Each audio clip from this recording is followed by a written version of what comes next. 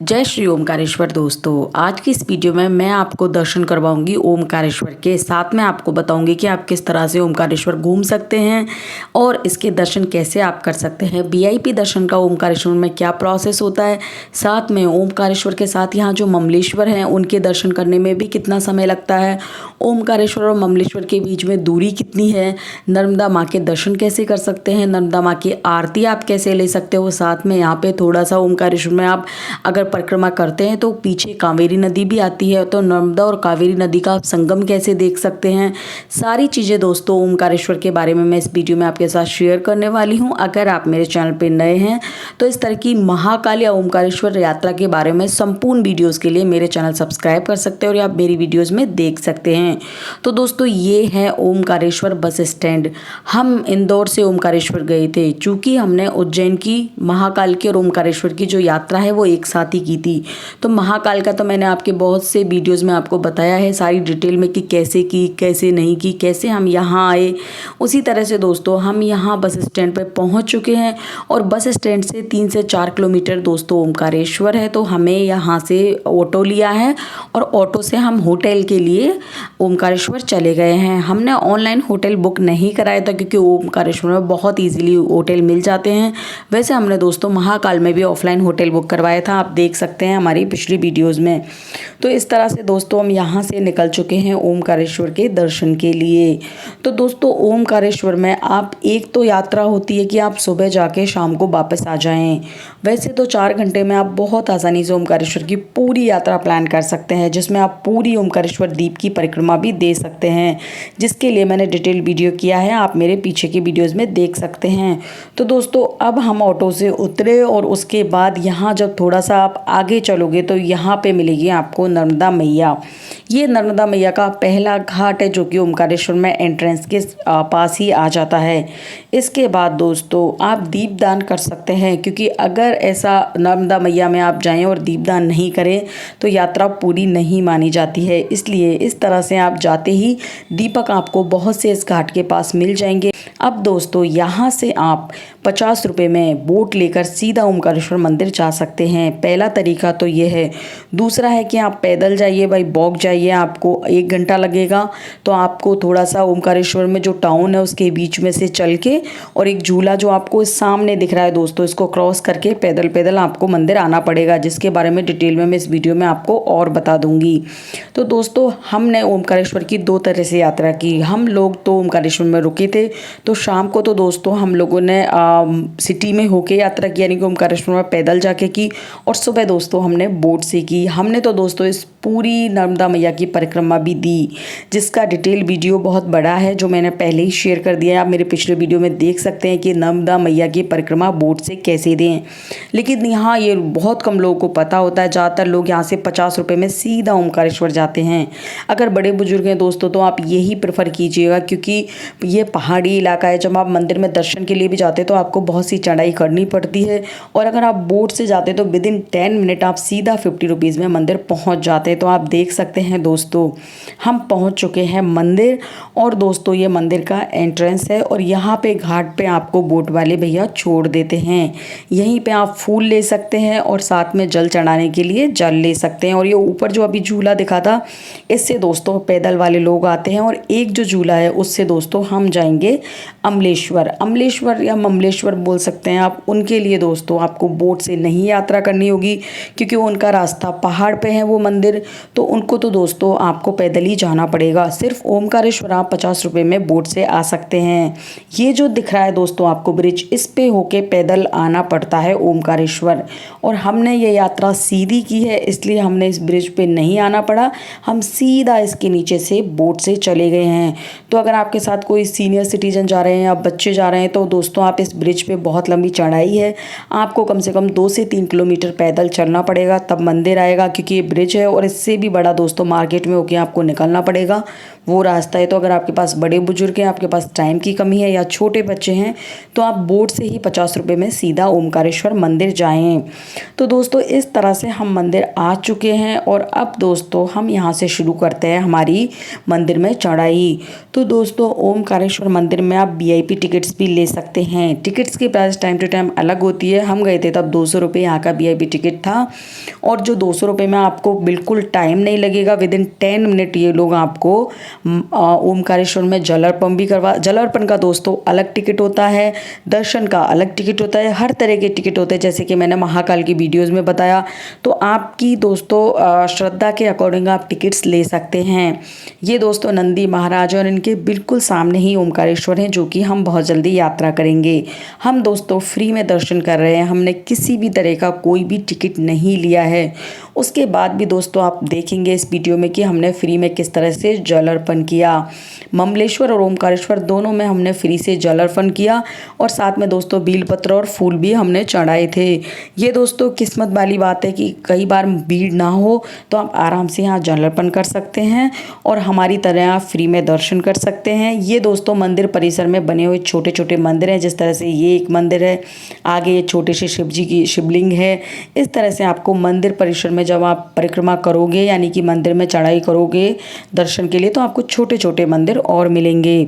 तो दोस्तों आप अगर मान लो मंदिर के सामने भी आपको जल मिलता है बॉटल्स में, और अगर आप नहीं लेते हैं तो दोस्तों हमने पिछले वीडियो में बताया था कि हम लोगों ने जो नर्मदा नदी है उसी का जल अर्पण किया था, यानी कि हम नर्मदा नदी का जल भर के लाए थे और वही हमने ओमकारेश्वर पे अर्पण किया था। तो दोस्तों ये अब हम ऑलमोस्ट आ चुके हैं मंदिर के गर्भगृह में। इनका दोस्तों गर्भगृह बहुत छोटा है, ये मंदिर बहुत साल पुराने हैं आप जानते हैं। तो इनके गर्भगृह भी दोस्तों पुरानी ज़माने की तरह से बहुत छोटे हैं। तो इसमें दोस्तों जब बहुत ज़्यादा भीड़ होती है तब यहाँ पे ज़्यादा लाइन लगती है। तो आप देखेंगे ये मंदिर के अंदर भी इस तरह से छोटी छोटी मूर्तियाँ बनी हुई हैं, आप इनको दोस्तों देख सकते हैं। ये हम बिल्कुल मंदिर के गर्भगृह से ही शूट कर रहे हैं। वैसे तो मंदिर में शूट करना अलाउ नहीं है, लेकिन दोस्तों आप देख सकते हैं जैसे तैसे मैंने शूट किया है। और ये मंदिर में इस तरह से भीड़ थी, लेकिन इसके बाद भी हमारे बहुत अच्छे से ओमकारेश्वर के दर्शन हुए, हमने बहुत अच्छे से जल अर्पण किया। और दोस्तों इस बैसाख के महीने में सोमवार का दिन है, अगर बाकी दिन में आओगे आप मंगल बुधवार को तो शायद इतनी भीड़ भी आपको नहीं मिले, क्योंकि सोमवार के सुबह तो हर शिवलिंग पे दोस्तों भीड़ रहती ही है, जिसमें ओमकारेश्वर तो एक ज्योतिर्लिंग है, तो वहाँ तो भीड़ रहना वाजिब है। तो दोस्तों आप इस तरह से देख सकते हैं ये मंदिर का गर्भगृह है, और ये हमने इस तरह से फ्री में दर्शन किए हैं। इस तरह से सारे लोग दर्शन कर सकते हैं। यहाँ आपको लग रहा है बहुत ज़्यादा भीड़ है, पर धक्का मुक्की जैसा कुछ भी नहीं था। और ये आ चुके हैं हमारे ओमकारेश्वर भगवान। ये पंडित जी जो हाथ लगा रहे हैं, छोटे वाले पीले कलर के शेषनाग हैं, इनके नीचे जो दिख रहे हैं दोस्तों यही ओमकारेश्वर ज्योतिर्लिंग है, यानी कि यही है शिवलिंग ओमकारेश्वर के। इन पे हमने दोस्तों जल भी अर्पण किया था। उन्होंने दोस्तों थोड़े पाइप लगा रखे हैं ऊपर की साइड, जिससे कि आप भगवान को बैठ के अर्पण नहीं कर सकते, खड़े खड़े ही आपको जल अर्पण करना होता है। पंडित जी का जो हाथ है आप देख रहे हैं, ये पंडित जी दोस्तों बेलपत्र और फूल आपको पंडित जी को देना होता है, या फिर आप ऊपर से हाथ करके इनके ऊपर रख सकते हैं, लेकिन आप इनको टच नहीं कर सकते। बहुत कम भीड़ होती है तब आप इनको टच कर सकते हैं, लेकिन हमने ऊपर से ही जो नर्मदा मैया का जल है वो इनके ऊपर शिवलिंग के ऊपर चढ़ाया था, और पंडित जी ने हमारे फूल और जो बेलपत्र है वो चढ़ाए थे। और कुछ हमने दोस्तों ऊपर से ही जो पाइपिंग की तरह इन्होंने एक तरह से पाइप की, ये जो आपको दिख रही है बाउंड्री, इस तरह से पाइप से इन्होंने लगा रखा है रेलिंग, और उसमें आप ऊपर से जल अर्पण कर सकते हैं और बिल्कुल फ्री में इस तरह से ओमकारेश्वर के दर्शन कर सकते हैं। तो दोस्तों आप देख सकते हैं बिना VIP टिकट के कितनी आसानी से हमें ओमकारेश्वर के दर्शन हो गए। जल अभिषेक भी हमारा हो गया, हमने जल अभिषेक का कोई टिकट नहीं लिया था, और हम गर्भगृह में भी चले गए थे। अब दोस्तों हम यहाँ से निकलते हैं ममलेश्वर के लिए। ओमकारेश्वर से ममलेश्वर की दूरी 1-2 किलोमीटर की दूरी पर है। तो दोस्तों अब ये हम इस तरह से हम जब मंदिर से निकलते हैं तो थोड़ा सा मार्केट का एरिया आता है, और उसके बाद दोस्तों ये जो आपको दिख रहा है झूला, ये तो था ओमकारेश्वर से यानी कि मार्केट से ओमकारेश्वर जाने का। तो दोस्तों ये झूला है, इसमें से अभी जो ऊपर से दिख रहा था वही वाला ये झूला है, एक ही झूला है दोस्तों ये सेम। तो इस पे से हम वापस अब जा रहे हैं ममलेश्वर। आए तो हम बोट से थे, लेकिन जा रहे हैं हैं। अगर हम बोट नहीं करते तो दोस्तों इसी झूले से हमें मंदिर जाना होता।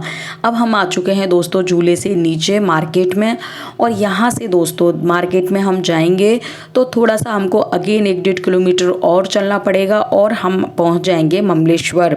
वैसे तो दोस्तों ओमकारेश्वर में घूमने के लिए बहुत ज़्यादा जगह नहीं है, लेकिन अगर आपको डिटेल में देखना है तो मैंने पहले बहुत सी वीडियोस की हुई है कि ओमकारेश्वर में आप कौन कौन सी जगह घूम सकते हैं, देख सकते हैं। क्योंकि हम ओमकारेश्वर भी 2 दिन रुके थे और हमने अच्छे से ये जो ज्योतिर्लिंग वाली जगह है ओमकारेश्वर, इसको एक्सप्लोर किया था। तो आप देख सकते हैं दोस्तों इस तरह से पहाड़ी इलाका है। अब ये दोस्तों पढ़ सकते हैं, ये यहाँ ईश्वर का झूला है। इस झूले पे हमें चढ़ना है, और जैसे ही आप इस झूले पे चढ़ोगे तो दोस्तों साइड में प्राचीन विष्णु मंदिर आएगा, जो कि मैंने अपने पिछले वीडियो में भी बताया था कि ये भी ओमकारेश्वर के जो दर्शनीय मंदिर हैं उनमें से एक है। ये बहुत पुराना विष्णु मंदिर है, और जो लोग ओमकारेश्वर जाते हैं वो ध्यान रख सकते हैं कि जब आप ममलेश्वर के लिए झूले पे चढ़ोगे तो साइड में ही इसका रास्ता निकलता है। यानी कि झूले पे आप जैसे ही चढ़ोगे, झूले पे पहुंचते हैं तो साइड में एक बोर्ड लगा रहता है प्राचीन विष्णु मंदिर। बहुत कम लोग इसे जानते हैं, लेकिन अगर आप जा रहे हैं तो आप इस पे ज़रूर जाएं।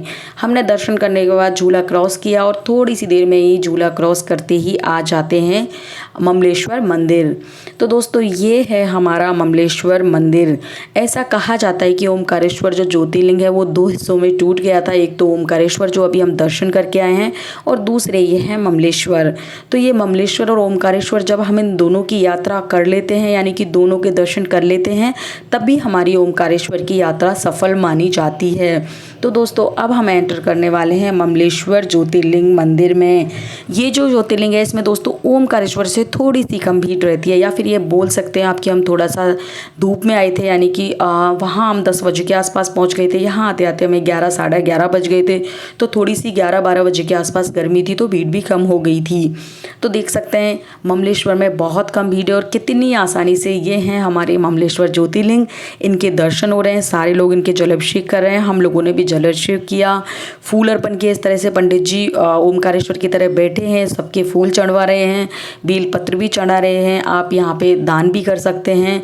तो इस तरह से बहुत आसानी से हमें ममलेश्वर के दर्शन भी हो गए, और अब हम आ गए हैं मंदिर से बाहर।